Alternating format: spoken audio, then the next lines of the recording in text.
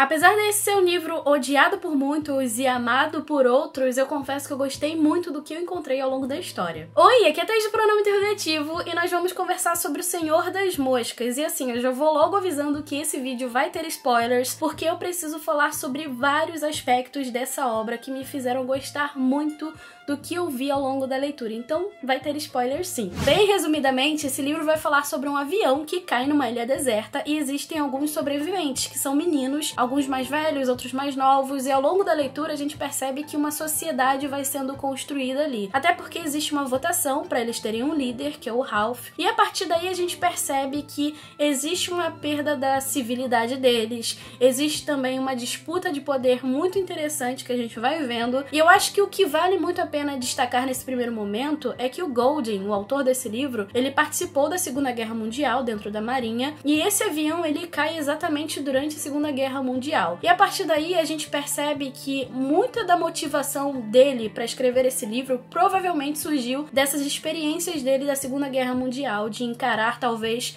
a podridão humana, digamos assim. E esse livro foi lançado em 54, ali no meio da Guerra Fria. E assim, um ponto que me chamou muita atenção, como eu mencionei no início do vídeo, é em relação a essa disputa de poder que existe. Por um lado, a gente tem o Jack, que foi o líder, que votaram, a maioria votou. Ele é pacífico, democrático e ele tem o seu objetivo muito claro. Ele mostra que quer deixar uma fogueira acesa para que a fumaça suba e os navios possam ver e resgatar talvez eles. Do outro lado, a gente tem o Jack. O Jack já é a parte mais violenta da coisa e, digamos assim, até uma ditadura por esse lado dele, sabe? Uma outra coisa muito interessante em relação a isso é que o Ralph, ele quer deixar todo mundo são. O cabelo, ele tem a preocupação com o cabelo, com os dentes, de se manter ali civilizado e tudo mais. Já o Jack, ele não se importa de ser selvagem, ele se pinta, eles fazem música pra atacar, pra matar, pra caçar. Então assim, a gente vê muito bem essa diferença entre os dois. E assim, uma coisa muito interessante sobre essa história que mais me chamou a atenção foi a questão do monstro. Existe um monstro nessa história e aí você vai me perguntar, nossa Thaís, mas é uma história sobre nossa sociedade, talvez, uma alegoria e tudo mais. E existe um monstro sim. A tribo do Jack acaba fazendo oferendas, eles botam ali a cabeça do porco que eles caçam como uma oferenda. E o Simon é um dos personagens, assim, mais talvez pé no chão também, ele acaba ficando curioso. O que será esse monstro? O que todo mundo viu? Por que que viram isso? E aí ele descobre exatamente o que é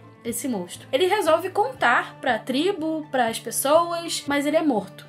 Então assim, os meninos estavam com tanta sede de sangue, com tanto ódio, que mataram ele. Então provavelmente eu não preciso nem te dizer o que é esse monstro, sabe? É um monstro que vivia dentro desses meninos. É um monstro que talvez viva dentro de mim, dentro de você também. Então essa é a parte mais interessante dessa história e a gente acaba vendo exatamente essa questão na sociedade que a gente vive. Então assim, até esse momento a gente tem três coisas muito importantes para discutir. E assim, dá para discutir muito a fundo. A gente tem as representações políticas, a gente tem essa dicotomia entre o bem e o mal, ou talvez uma inclinação para o mal, e também essa necessidade de ter uma figura sobrenatural, porque a gente vê que o monstro é basicamente uma necessidade que eles têm de acreditar em algo, de ver algo, de ter a presença de algo divino até. Mas além desses pontos que eu te mostrei, eu acho que eu preciso destacar aqui um personagem muito importante para a história, que é o Porquinho. O Porquinho, ele se mostra o cabeça dessa sociedade, o cara que questiona, o cara que mostra as questões talvez inovadoras, que questiona a existência de um monstro. Ele fala, cara, não tem monstro, não existe monstro, senão a televisão não existiria, enfim, muitas outras coisas. Mas o que mais me chama atenção é que quando, antes do Simon morrer, existe uma morte também. E a gente percebe que o Porquinho, ele não fica decepcionado com a morte, ele não fica triste com essa morte. Ele fica triste pelos valores que são perdidos por causa da morte do Simon. Então ele percebe, cara, o que que a gente tá virando?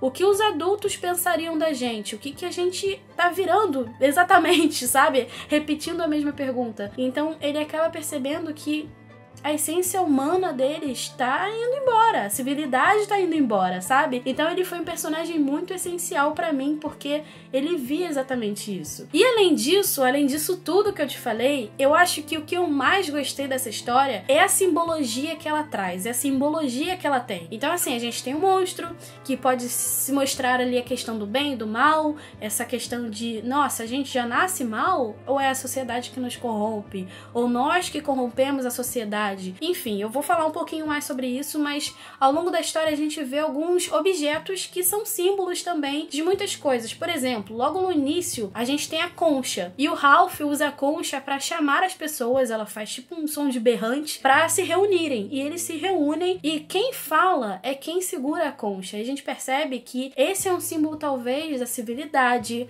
do companheirismo, da bondade, e quando a concha se quebra, a coisa toda desanda. A gente também tem o óculos do porquinho, que pode ser um símbolo aí de inovação, de tecnologia. E o monstro é, como eu falei, aquilo que existe de mais profundo nas pessoas. Talvez a natureza selvagem que a gente guarda dentro da gente. E aproveitando esse gancho, eu acho que o mais interessante é que o Golding acaba confrontando ali, ou colocando em voga, a ideia do Rousseau. E como eu conversei com a Cris Salles, a gente percebe que o Golding, ele mostra que o ser humano é mau e por isso a sociedade é o que é. Já o Rousseau, ele mostra que o ser humano nasce puro e inocente, só que o que o corrompe é a sociedade. Então a gente tem aí um prato cheio para pensar e questionar sobre o mundo que a gente vive, sabe? Será que a gente nasce mal e a sociedade é assim, desse jeito por isso? Ou então nós somos corrompidos pela sociedade? Então fica aí o questionamento, e eu acho que foi exatamente isso que eu gostei muito nesse livro. A gente percebe que ao longo da leitura, pode ser uma leitura talvez não tão fluida, pode ser uma leitura um pouco mais lenta, mas eu acho que a carga desse simbolismo que a gente tem em relação à nossa sociedade é tão grande, mas tão grande, que mostra exatamente a importância desse livro, e foi exatamente por isso que eu gostei tanto dessa história. Ela não é apenas uma história sobre meninos que se perdem numa ilha deserta. Tudo que a gente vê ao redor dessa história, tudo que compõe essa história, simboliza algo dentro da nossa sociedade e faz a gente questionar exatamente o que a gente vive ou como a gente vê esse mundo. Então foi por isso que eu gostei tanto dessa história. Bom, essa foi a minha visão do livro. Eu acho que vale muito a pena a gente discutir aqui nos comentários um pouquinho mais, levar essa discussão para um outro nível, acrescentar coisas que passaram por mim, que talvez eu não tenha visto, que você viu. Enfim, eu quero muito discutir mais sobre essa história, por isso que eu fiz um vídeo com spoilers. Então eu espero que você tenha gostado. Caso você tenha gostado, deixe seu joinha porque ajuda demais. Se inscreve aqui no canal se você ainda não é inscrito ou inscrita e gosta de falar sobre livros e conversar mais sobre livros. E também me segue nas redes sociais. A gente se vê no próximo vídeo. Um super beijo e tchau, tchau!